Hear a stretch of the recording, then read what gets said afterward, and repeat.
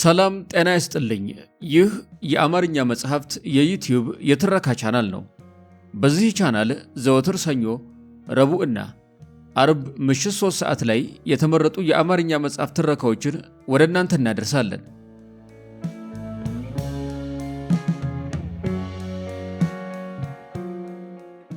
በዛሬው የትረካ ሰዓታችን በእውቀቱ ስዩም ከሰሞኑ ለንባብ ካበቃቸው የተለያዩ መጣጥፎች ውስጥ የተመረጡትን ወደ እናንተ ልናደርስ ወደድን።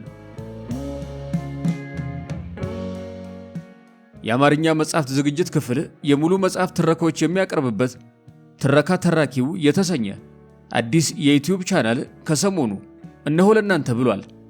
ያልተቆራረጡ ታሪኮችን፣ ያልተሸራረፉ ዕውቀቶችን መገቤት ካሻው በዲስክሪፕሽን ላይ ወይም በኮሜንት ቦክስ ላይ የሚያገኙትን ሊንክ በመጠቀም አዲሱን ቻናላችንን ሰብስክራይብ ያድርጉ።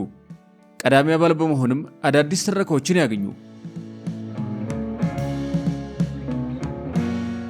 እስከ ትረካው ማብቂያ ድረስ አብራችሁን ቆዩ። ትረካውን ማድመጥ ሲጀምሩ ቪዲዮ ላይክ ማድረጎን አይርሱ።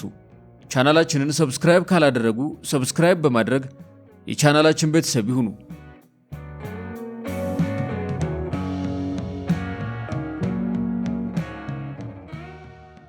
በመካከለኛው ምስራቅ ጦርነት ሳቢያ ወትሮም በጫፍ ላይ ያለው ኑሯችን የቁልቁሊት እየነካው ነው።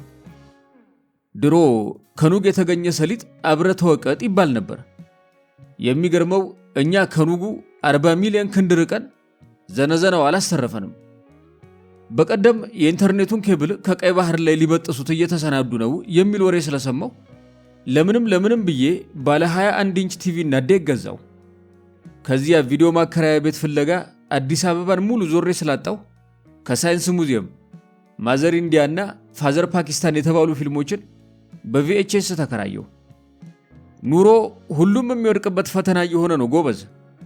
ቅድም ቤንዚን ፍለጋ ከጃልሜዳ እስከ ቀበና የተሰለፉትን መኪኖች አይቼ ሆዴ ባባ። አንዳንዶች መኪናቸው ውስጥ ተኮራምተው እኔ በእግሬ አፈስ ሳደርገው በከባድ ቅናት ይመለከቱኛል። አንዳንድ ባለ መኪኖች ጥበቃው ረጅም ጊዜ እንደሚፈጅ ቀድመው ስለጠረጠሩ ስንቅ፣ መድኃኒት፣ ትራስና ብርድ ልብስ ሳይቀር ይዘው ወጥተዋል። አሬ ነዳጅ አለ። የሆነ ጊዜ ላይ ተገኘ የተባለው ድፍድፍ የጠላ ነው እንዴ? ውሃውን ወደ ወይን የቀየርክ ጌታ፣ ከሐይቆች አንዱን መርጠህ ወደ ናፍጣ ቀይረህ አስደምመን እንጂ። አሜን። ድሮ የቸገረው ሰው ባለባበሱ ይታወቅ ነበር። አሁን ዘንጦ የሚቸገር ሰው እየበዛ ነው። አንድ ደህና የለበሰ ሰው መንገድ ዳር ቆሞ እጁን ከዘረጋልኝ ለምጽዋት ይሁን ለሰላምታ መለየት እየተቸገርኩ ነው። በቀደም የሆነ ካፌ ገብቼ ሳንዱች ስበላ ከፊት ለፊት የተቀመጠው ሰውዬ ደጋግሞ ያፈጥብኛል። እኔም ባጸፋው አፈጠጥኩበት። ሰውየው የጣሊያን ሱፍ ለብሶ የኩባ ከረባት አስሯል። ወንድሜ አለኝ። ወንድሜ የሳንዱች መዓዛ እየተፈታተነኝ ስለሆነ አንድ ያስነክሰኝ አለኝ። አዘንኩኝ፣ ተከዝኩ።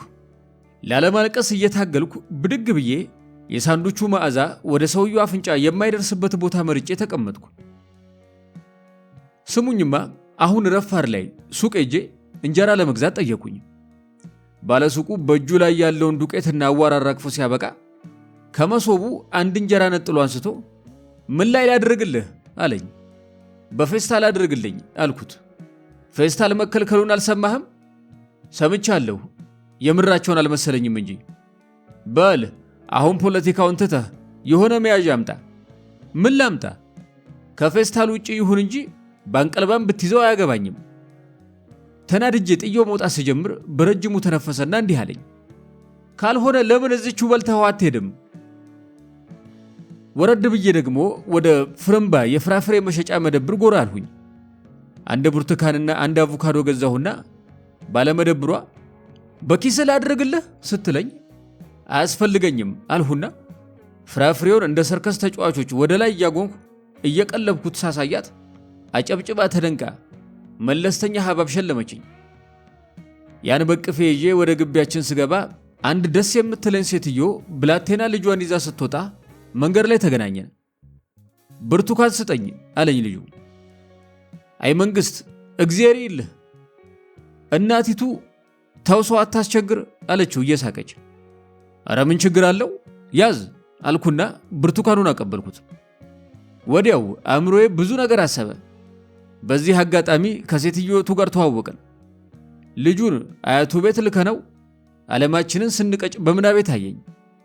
ደረቴ ላይ ተኝታ የደረቴን ፀጉር እየዳበሰች አያንተ ጉደኛ ሎሚ ትወረውራለህ ብዬ ስጠብቅ ወደ ልጄ ብርቱካን ወርውረ በእጅ አስገባኸኝ አይደል ስትለኝ አስመለከተኝ። ከሰመመኔ የመለሰኝ የልጁ ደማፊ ድምፅ ነው። እሱንም ስጠኝ አለኝ ወደ ሀባቡ እየጠቆመ። ይሄ ለልጅ አይሆንም ማርኮን አልሁት። ስሙን በግምት እንጂ አላውቀውም፣ ግን የዛሬ ልጆችን ስም ስገምት ከ10 9ኙ ግምት ይይዝልኛል። እናቲቱ ትገስጸዋለች ብዬ ሳስብ ግድ የለም ስጠው ለአባቱ ይሆናል አትለኝም? እርር ድብን አልሁ። እናትና ልጅ ቫለንታይን ቀኔን የሰማዕታት ቀን አደረጉብኝ። ሀባቡን እንደ ቅርጫት ኳስ አቀበልኩትና መራመድ ጀመርኩ። በእጄ ላይ የቀረችውን አቮካዶን አይተው እሷን ቦምብ ያዝከው የአፍሪካ መሪዎችን ልትፈጅበት ነው ብለው አንድ ነገር እንዳያደርጉኝ እየሰጋው ጥግ ጥጉን ተራመድኩ። ስሙኝማ ፌስታል እኮ በሕግ ሊታገድ ነው። ስስ ፌስታል ስስ ብልት የሆነባችሁ ቃማቴዎች ርማችሁን አውጡ። እያንዳንድሽ ከነገ ጀምሮ በዘንቢል እያስለካሽ እንድትቅም ተፈርዶብሻል። ኑሮ እንዲህ መሆኑን ባውቅ ኖሮ ከጅምሮ አልኖርም ነበር አለ ሰፈራችን ዝነኛ እብድ። እውነት አለው። ባለፈው የሆነ ኤቴም ማሽን ውስጥ ካርዱን ከትቼ ጥቂት ሺህ ብሮች ስጠይቀው ዘ ማሽን ኢዝ አውት ኦፍ ኖትስ ምናምን አለኝ። እንግሊዘኛ ብዙ ለማይዘልቃችሁ ሰዎች ማሽኑ ይህንን ሲል ጨርሻለሁ ቸስቻለሁ ማለቱ ነው። በአማርኛ ማጣቱን ቢናዘዝ ምንም ጠብ እንደማይልለት አውቆ ነው ወደ እንግሊዘኛ ዘንበል ያለው። በማግስቱ ወጥቼ ስሞክር ተመሳሳይ መልስ ሰጠኝ። ምጽ ብዬ ከንፈሬ መጥጬ ግድ የለህም ለአንዳንድ ነገር ይሁንህ ብዬ በስንጥቅ ውስጥ 50 ብር ከትቼለት ጉዞዬን ቀጠልኩ። ወዲያው ወደ ቀበና ሰማይ አንጋጥጬ የትልቅ ባንክ ኤቲኤም ማሽንን ወደ ሙዳየ ምጽዋትነት እንድቀይር ያደረከኝ እኔ ማን ነኝ ብዬ ተማለልሁ። በቀደም የሆነ ኮሪደሩን ሰበብ አድርጎ የተቋቋመ ካፌ ውስጥ ገባሁ። እውነተኛ ታሪክ ነው። አሳላፊዋ ስትመጣ ቡና አልኋት። የሲዳማ፣ የእርጋ ጨፌ፣ የጅማ እያለች በርካታ ዞኖችንና ከተሞችን ዘረዘረች። ለእኔ የተቆላ ይሁን እንጂ ልዩነት የለውም። ግን ጣም ያውቃል እንድባል የሆነ ወረዳ ጠራው። 2 ትንንሽዬ ሲኒ ከአንድ ምጢጢ የብረት ጀበና ጋር አቀረበችልኝ። 2 ጨልጬ ሻት አድርጌ ሂሳብ ጠየቁ። አስተናጋጂቱ መናገር ስለደበራት ደረሰኙን በጽሑፍ አቅርባልኝ በር ላይ ቆመች። አነበብሁት። 400 ብር። በሩ ላይ የቆመችበት ምክንያት ገባኝ። እንዳላመልጥ ነው። ለነገሩ ይበለኝ፣ ቅድም የከረን ቡና በዝርዝር ውስጥ ሲጠቀስ ነበር መጠርጠር የነበረብኝ። እየከፈልሁ ዞር ብዬ ስሾፍ ከጀበናው የሚተልቅ የቲፕ ማስቀመጫ ጣሳ ጉብ ብሏል። የአቡነ ዘራ ብሩክ ያለህ ጭራሽ ቲፕም ይጠበቅብኛል። መንገድ ላይ ቁጭ ብዬ ጣሳይቱን እግሬ መሃል አድርጌ አትለፉን እንድል እየገፋፋችሁኝ እንደሆነ ታውቋችኋል። ለመጀመሪያ ጊዜ ቡና የራስ ምታት መድኃኒት መሆኑ ቀርቶ የራስ ምታት ምንጭ ሲሆን ተሰማኝ። አይሾ ውሾ ስፒድ የሚባል ጎረምሳ ይህንን ከተማ ሲፋንንበት ቤቴ ቁጭ ብዬ ተቀምጬ ባድናቆትም በቁጭትም ተመለከትኩ። በመጀመሪያ የደነቀኝ ነገር እኛ ኢትዮጵያውያን ከምዕራብ አፍሪካ ሰዎች እንዲሁም ከአፍሮ አሜሪካውያን ጋር ስንነጻጸር ደቃቃ ሰውነት ያለን ሕዝብ ነን። እግዚአብሔር ሌሎቹን ጥቁሮች ፈጥሮ ሲያበቃ በተረፈው ቅንጥብጣቢ እኛም ፈጥሮ ይሆን የሚል ኑፋቄ ውስጥ ለመግባት አልፈልግም። ሰው የሚበላውን ያክላል ይሉ ነበር ሼፍ ደመቀ። ዱባና ዝኩኒ ጠልተን ጤፍ አብዝተን ስለምንበላ ጤፍ እናክላለን። የሀገራችን የድሮ ሊቃውንት ሲሰብኩ መድኃኔ ዓለም በጠባብ ደረት በአጭር ቁመት ተወስኖ በምድር ላይ ተመላለሰ ይላሉ። በእነሱ እይታ ኢየሱስ ራሱ የአጭር ቁመት የጠባብ ደረት ባለቤት ነበር። ኢየሱስ እንደ ብዙ አበሻ አጭርና ቀጭን ነው። በአንጻሩ ውሾ ግብዳ ነው። ቦዲጓርዶቹ ደግሞ የተወለዱ ሳይሆኑ ከአንድ የሥጋ ቋጥኝ የተጠረቡ ነው የሚመስሉ። የእኛ ኮስማና ቲክቶከሮች በእነሱ ስር ውር ውር በማለት በአገር ውስጥ ዝናቸው ላይ ዓለም አቀፍ ዝና ለመደረብ ሲሞክሩ የብረት መዝጊያ የሆነ መዳፍ ገጠማቸው። ግፍትር ያደርጓቸዋል። በአፍጢማቸው ክንብል እኛ ኢትዮጵያውያን ደቃቆች ነን፣ ግን በሰውነት ደቃቃ መሆን ካወቅንበት ጥቅም አለው።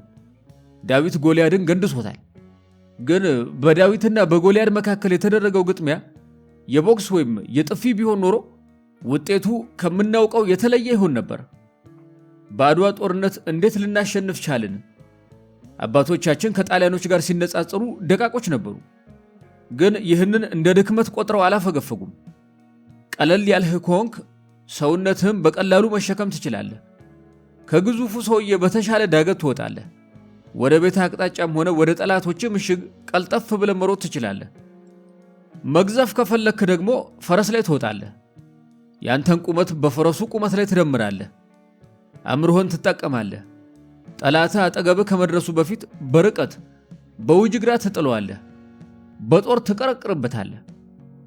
የአገሬ ወጣት ሆይ ከዚህ በኋላ ውሾ ወይም የሱ ቢጤ ሌላ ዝነኛ ከመጣ ቦዲጋርዶቹ ፊት የመቆም ዕድል ከገጠመህ አትፍራ፣ አትርበድበድ። የሚከተሉትን ምክሮች ብቻ ተጠቀም።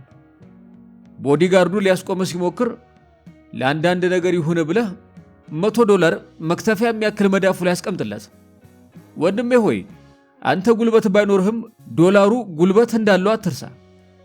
ጉዳዩ በውጭ ምንዛሬ የማይፈታ ሆኖ የግድ ወደ ጠብ ካመራ አትምኳ። ቀና ብለህ እንደ ኤርታሌ እየተንቀለቀልክ መሸወድ፣ በሎጬ መግባት የመሳሰሉ ቴክኒኮችን ሞክር። አጭር ከሆንክ ጠላትህ ግብዳ ከሆነ ለጠላትህ የዘር ፍሬ ቅርብ ነህ። ተንደርድሮ ሲመጣ የዘር ብልቃጡን በቴስታ ስበርበት። ገላህን በአጠቃላይ ተልባ ቀብተህ እርቃንህን ብቅ በል። ቦዲጋርዱ ክንድህን ለመጨበጥ ሲሞክር ስለምታዳልጠው አይሳካለትም። በእርግጥ በማግስቱ ከባህል ያፈነገጠ ብለው ያስሩሃል። ያው እንደፈረደብኝ ከስር ነፃ ለመውጣት የሚያስችሉ 5 ነጥቦችን ይዤ እመለሳለሁ።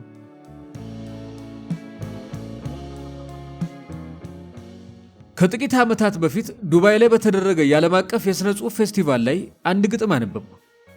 የዱባዩ ልዑል በግጥሜ እጅግ ስለተደመሙ አልሩሚ የተባለ መርከብ ብድግ አድርገው ሸለሙኝ። ችግሩ መርከቡ ከዱባይ ተነስቶ ቀበና እንዴት ይደርሳል የሚለው ነበር። ሲጀመር የባህር በር ስለሌለን በባህር መስኮት በኩል እንደምንም እንዲገባ ተደረገ። ከዚያ ጣናነሽ በተጓጓዘችበት መኪና ተጭኖ ሲመጣ ከተራራ ጋር ሲጋጭ፣ ከዛፍ ጋር ሲላተም፣ ከመብራት ምሰሶ ጋር ሲኮረኮም፣ በየአቅጣጫው ተሸራርፎ ተቦዳድሶ ቀበና ሲደርስ ባጃጅ ሆኖ ቁጭ አለ። እኔም ባለው መጽናናት ነው ብዬ በማንጎራገር ውስጡ ገብቼ ፎቶ ተነሳው። አሁን ያንን ፎቶ ሰርስረው በማውጣት አጋርተው የመኪና እናዋጣለት የሚሉ ሰዎች ተነስተዋል። ያሳዝናል። እኔ ግን ከርግማን በኋላ 6 እግሩን እንደተነጠቀ አጅሬ በደረቴ ሳባት አለሁ እንጂ የመዋጮ መኪና አልቀበልም። በነገራችን ላይ በቀደም አንድ ተዋናይ አምሽቶ ለመግባት ሲሞክር አከራዩ ከምሽቱ 4 ሰዓት በኋላ የግቢ በር አንከፍትም ብለው ሲከለክሉት የሚያሳይ ቪዲዮ ወጥቶ ተናኘ። ቫይራል ሆነ ማለት ነው። አዶናይ የተባለ ቸር ቲክቶከርም ይህንን ሲያይ ለአርቲስቱ አዋተን ቤት እንግዛለት የሚል ዘመቻ ጀመረ። ይህንን የሰማው አብሮ አደግ ጓደኛው ምን አለ? ግድ የለም ገንዘቡን ለእኔ ከሰጣችሁኝ እኔ መክሬ በጊዜ እንዲገባ አደርገዋለሁ። ወደ አውሮፓ ከተሞች አንዱ እግር ከጣለህ የሆነ ነገር ታያለህ። መንገድ ላይ ስትሄድ የደላቸው የጠገቡ እርግቦች ያጋጥመዋል። አጠገባቸው መድረስህን አውቀው መንገድ አይለቁልህም።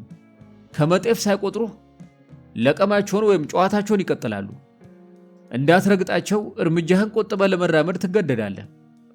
ቅድስቲቱ ምድር ላይ ነህ። አንዲት ወፍ ከከረጢት ያመለጠ እህል እየለቀመች ነው።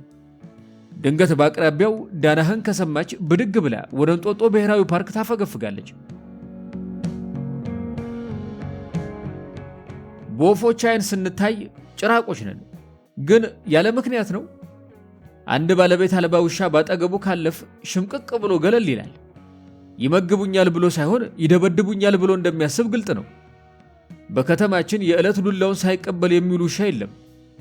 ድሮ ሰዎች የጎዳና ውሻ የሚደበድቡት ሊጣችንን ደፋብን፣ ከቅርጫው መደብ ላይ አንድ ጎድን መነተፈብን በሚል ሰበብ ነበር። አሁን ያለ ሰበብ ውሻና ድመት የሚነርት ነዋሪ ጥቂት አይደለም። ለመዝናናት ወይም የቆረፈደ ክንዱን ለማፍታታት ውሻ የሚደበድብ አለ። ረሃቡን በእንቅልፍ ለማሳለፍ የተኛውን ውሻ ከመንገድ አፈንግጦ በወጣ ኮብል ድንጋይ የሚወግር አይጠፋም። በቀደም አንዱ በሱቅ በር ላይ ተጎልቶ የሚቅም ጎረምሳ በአንድ ምስኪን ውሻ ላይ ድንጋይ ወረወረበት። ውሻው ከድንጋዩ ለማምለጥ ደመነፍሱን አስፋልት ለማቋረጥ ሲሞክር ከላይ የመጣ ታክሲ በጎማ እግሩ እንዳጠው። ውሻው እያነከሰ ያለቀሰው ለቅሶ። ከአዲስ አበባ እምብርት እየራቅን ስንሄድ ዕቃ የሚያጓጉዙ ጋሪዎችን እናገኛለን። አንድ የጦለገ ፈረስ ትልልቅ ጎማ ያለው ጋሪ ለመጎተት የሞት የሽረቱን ሲፍጨረጨር ታያለህ። በጋሪው መዓት የሲሚንቶ ከረጢት ተከምሯል። ከሲሚንቶ በተረፈ ቦታ ብሎኬት ተገጥግጦበታል። በዚያ ላይ ጋሪ ነጂው እንደ ፈርዖን ተኮፍሶ ፈረሱን በጅራፍ ይጠብሰዋል። በእንስሳት መገልገል አንድ ነገር ነው። በእንስሳት አለ ምክንያት መጨከን ሌላ ነገር ነው። የከተማው አስተዳደር የጋማ ፈረሶችን ያላግባብ የሚጭኑ በግልጋሎታቸው ሳይሆን በስቃያቸው የሚደሰቱ ሰዎችን መቅጣት አለበት። ለመኖር እንስሳትን መግደል አለብን። ይህ የህይወት አንዱ አሳዛኝ ግን አይቀሬ ገጽታ ነው። ከዚያ ባሻገር ለእንስሳት ርኅራኄ የማሳየት ዝንባሌም አናጣም። የኢትዮጵያ ባህል በአንድ ገጹ ለእንስሳት መራራትን ያስተምራል። ድንግል ማርያም የተጠማ ውሻ እንዳጠጣች ሲነገረን አድገናል። የአገራችን የባላባት ወግ ስለ ዝሆን ገዳዮች ጀብድ ባድናቆት የሚተርከውን ያህል ስለ ቆቅ ማሪ አቡዬም ይተርካል። እኚህ አቡዬ የዳግማዊ ምኒልክ አያት የንጉሥ ኃይለ ሥላሴ አማች ነበሩ። በአንድ ወቅት አንድ ባላገር ቆቅ አጥምዶ እጅ መንሻ መጣላቸው። ለባላገሩ የሚገባውን ከሰጡት በኋላ ወደ ምኝታ ቤታቸው መስኮት ተራመዱ።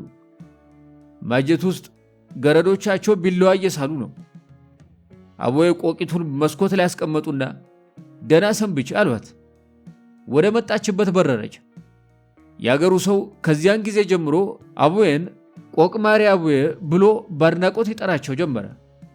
አለ ምክንያት በእንስሳት ላይ የመጨከንን ልማድ አስወግደን የመንፈስ ስልጣኔ ያለን ህዝቦች መሆናችንን እናሳይ። በዚህ ዘመን የቲክታከሮችን ያህል ህዝቡን የማንቀሳቀስ ኃይል ያለው ፍጡር የለም።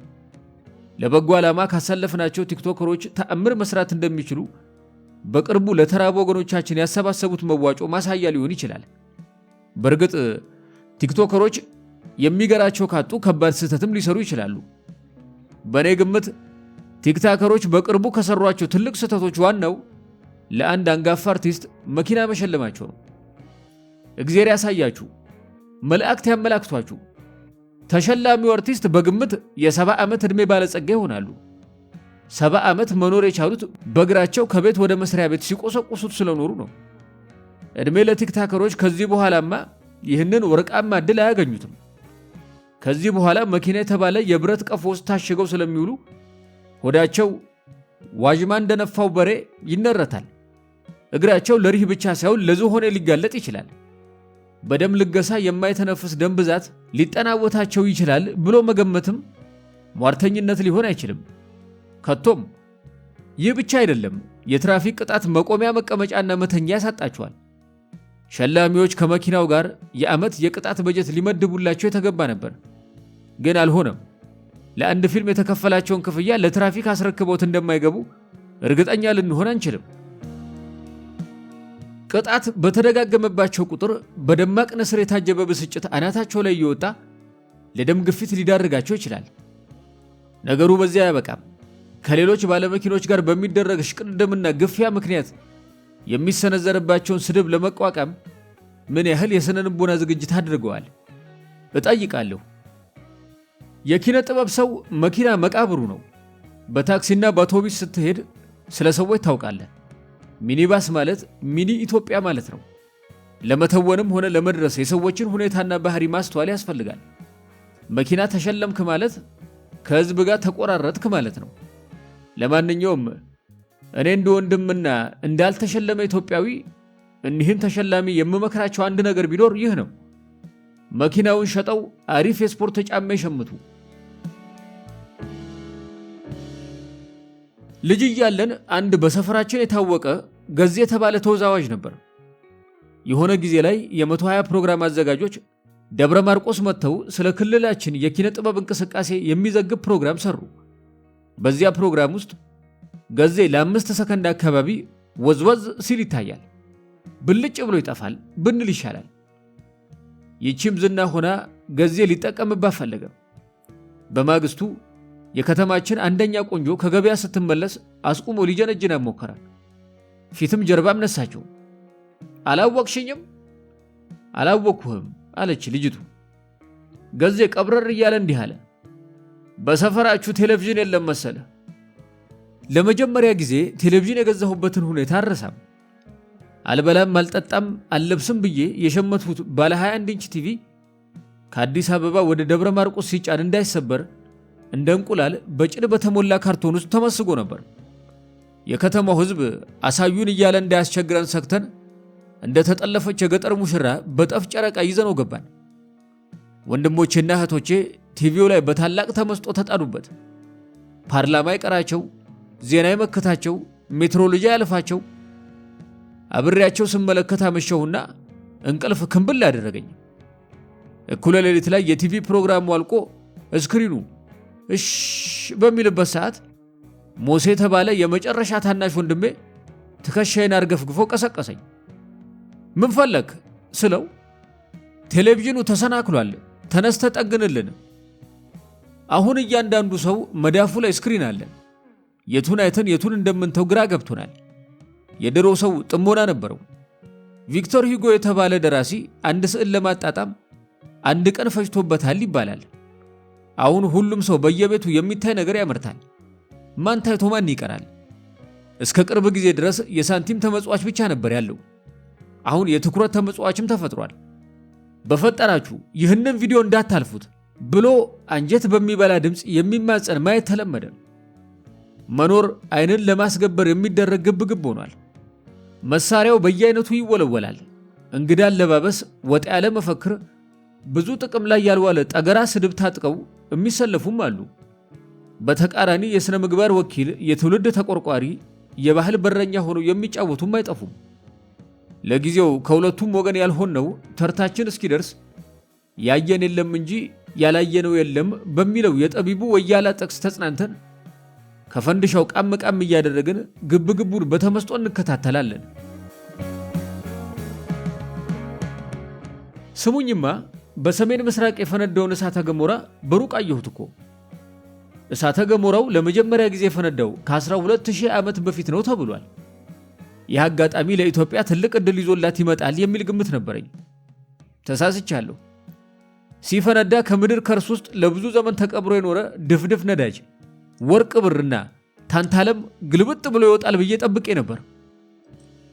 ይወጣል አመድ፣ ይወጣል ጭስ። አዘኑ።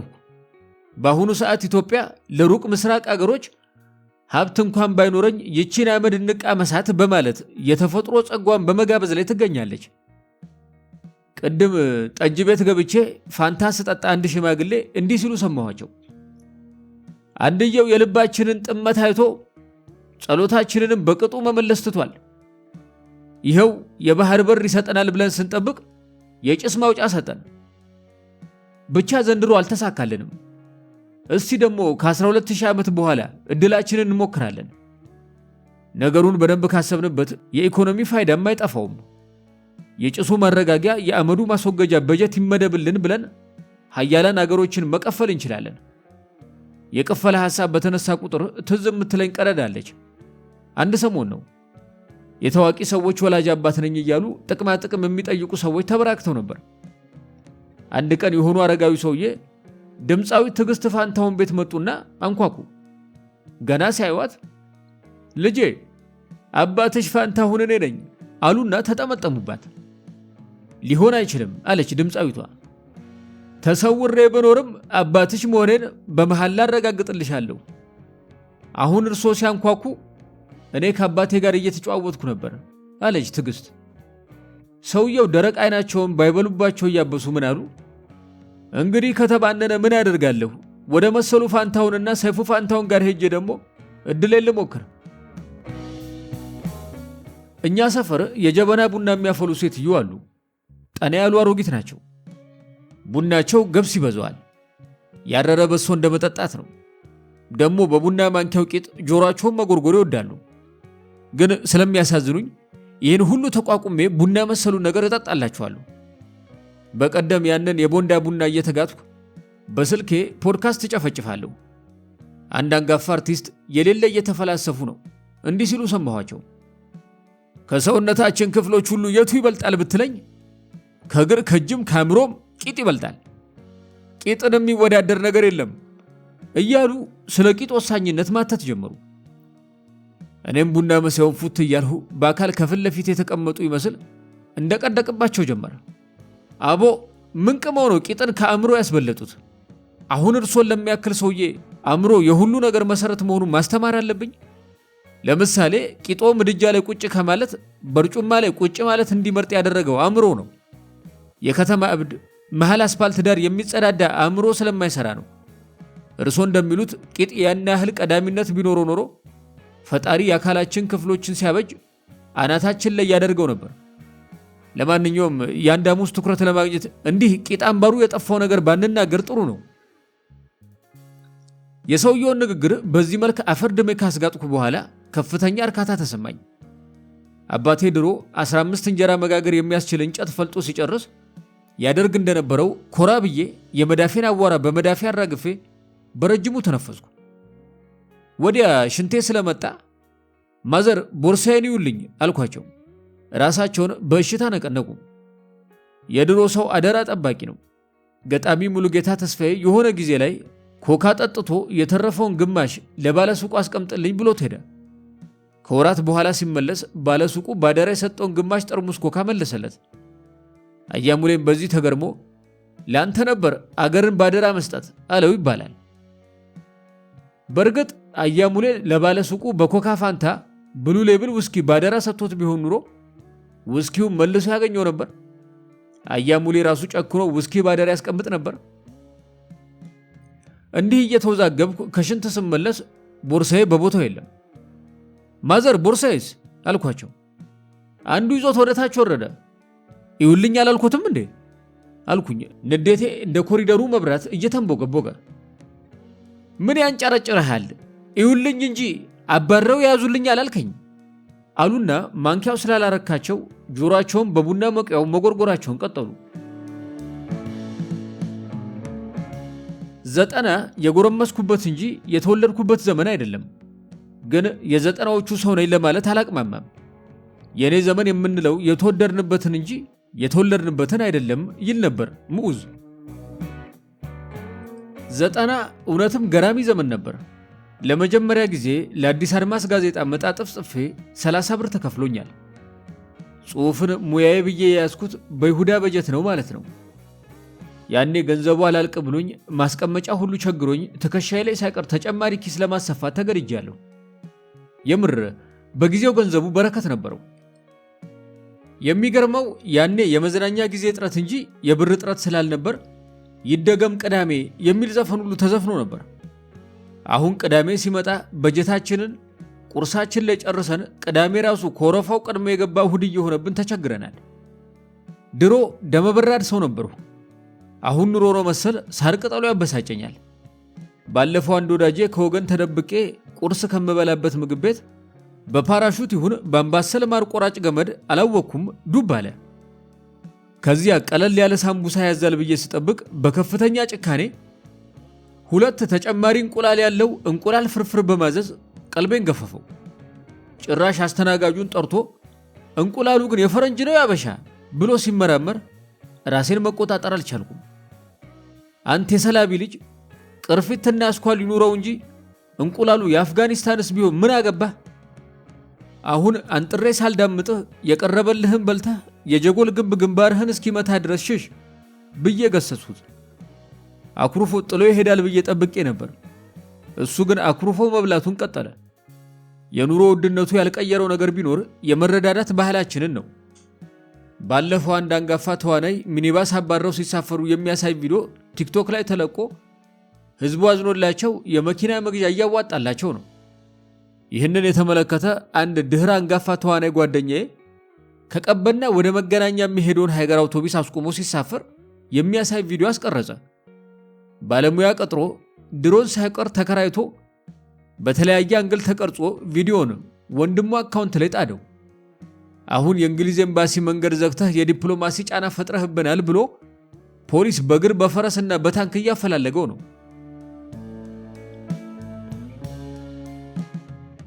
አንድ ወዳጃችን ቀልድ ይወዳል።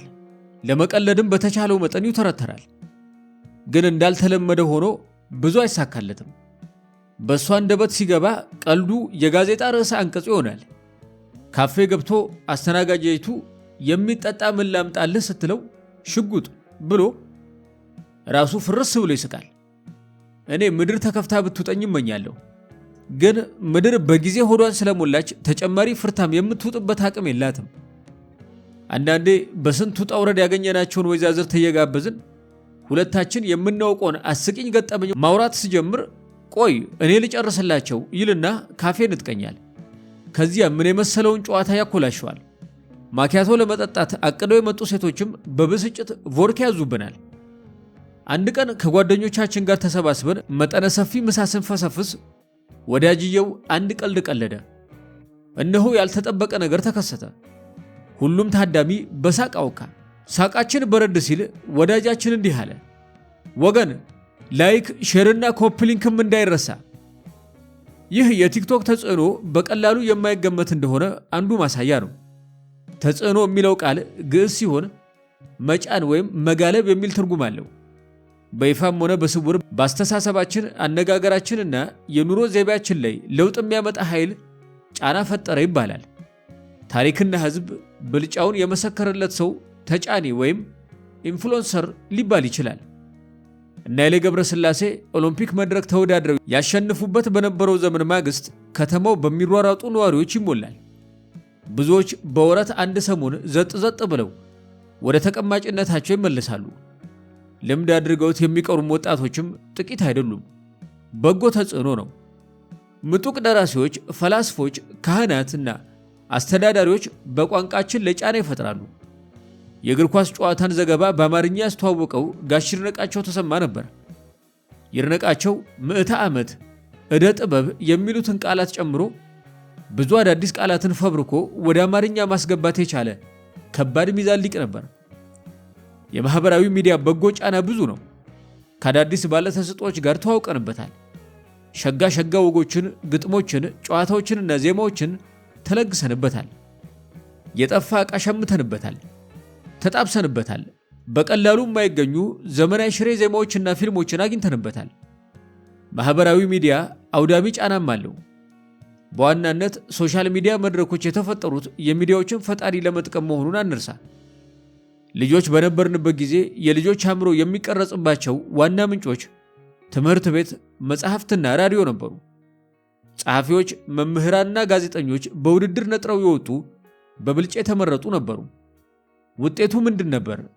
ሌላው ቢቀር የዘመኑ ሰዎች ከሞላ ጎደል ሰዋሰው ሕግ ጠብቀው እንዲግባቡ አስችሏቸዋል። ዛሬ ንባብ እየከሰመ ነው። መጽሐፍ እንደ ክቡር ዘበኛ ብርጭቆ ቅርስ ሊሆን ተቃርቧል። ራዲዮም እያለፈበት ነው። የሶሻል ሚዲያ ባለቤት ለመሆን መስፈርት የለም። ስማርት ስልክ ያለው ሁሉ የሚዲያ ባለቤት መሆን ይችላል። በሚሊዮኖች የሚቆጠሩ ሰዎች የሚከተሉትን አንድ ፖድካስት አዳምጡ። ፖድካስተሮቹ ሲያወሩ ጆሮአችሁን ጣል አድርጉ። የተሟላ አረፍተ ነገር ካንደበቱ ማውጣት የሚችል ወጣት ማግኘት ብርቅ እየሆነ ነው። አንድ ዝነኛ ቲክታከር ሲያወራ ተከተሉት። ጸዴ ነው ማለት ነው፣ ያበደ ነው የሚሉትን ቃላት ቀንሰን ንግግሩን ብንሸከሽከው ምን ያህል ቃላትን መጠቀም ይችላል? ነገሩ አሳሳቢ ነው። አዝማሪ ወርቄ ወይም ሻምበል ወረቀት እንዲህ ይል ነበር። ቢናገሩ አፈኛ፣ ዝም ቢሉ ሞኝ፣ ቢወፍሩ ዝሆን፣ ቢቀጥኑ ትንኝ፣ አወይ ሰው ሰው አስቸግረኝ። ከአዝማሪው የተረፈውን እንዲህ መዘርዘር ይቻላል። ብትጋብዝ አባካኝ ትባላለህ፣ ብትቆጥብ ቋጣሪ፣ ብታሞግስ አሽቃባጭ፣ ብትተች አቃቂረኛ፣ ብትቀመቅም ሰካራም፣ ባትቀመቅም አብሿም፣ ሴቶች ቢቀርቡህ አተራማሽ፣ የሴት ድሮን፣ ሌጣህም ብትሆን ስልብ ወይም ጌ፣ ሽሽግ ብትይ ምን ነው ጠፋሽ፣ ብቅ ብትይ ምን ነው እዩኝ አበዛሽ፣ ባያምርብሽ አመዳም፣ ቢያምርብሽ ፊልተራም ወይም ዱቄታም፣ ብትጨምቺ አንገት ደፊ አገር አጥፊ፣ ነፃ ብትሆኚ እንደ መካሪ ሲቃጣኝ እንዲህ እላለሁ። በማንኛውም ሁኔታ ውስጥ ብትገኝ ከሰዎች ምዘናና ካስተያየት አታመልጥም። የሚመዝን ማግዶሉ አይቀርም። ጀለስ እንዳመጣጡ ኑር። ጀለሲት እንደ ፍጥርጥሩ ኑሪ። ልብሽን ተከተይ። ሕግ እስካልጣስክ ድረስ፣ ሰዎችን እስካልጎዳህ ድረስ ማድረግ የሚገባህን ከማድረግ አትቆጠብ። የሆነ ዘመን ላይ አንድ ባላባት ከአድዋ ዘመቻ ተመልሰው በሕዝብ ፊት ሲፎክሩ ደመቅ ያለ ፈሳ መለጣቸው። ነዋሪውም በታላቁ ዘመቻ ላይ 4 ጣሊያን መግደላቸውን ቸል ብሎ ለ4 ሰከንዶች ያህል አየር ላይ በቆየች ፈሳቸው ዙሪያ በማውራት ተጠመደ። ባላባትየው ለሕዝቡ ጥሩ ነገር በመስራት ገጽታቸውን ለመገንባት ወሰኑ። 10 በሬ ያርደው ያገሩን ሰው ጠርተው አበሉት። እኒያ 10 በሬ ያበሉት ጌታ እየተባሉ እንዲነሱ ተመኝተዋል። ከተበላ ከተጠጣ በኋላ አንዱ አዝማሪ ብድግ አለና እንዲህ አቀነቀነ። እንኳን 10 በሬ ቢታረድ 30 ቀኑ እንዴት ይመሻል ያንን ሳናነሳ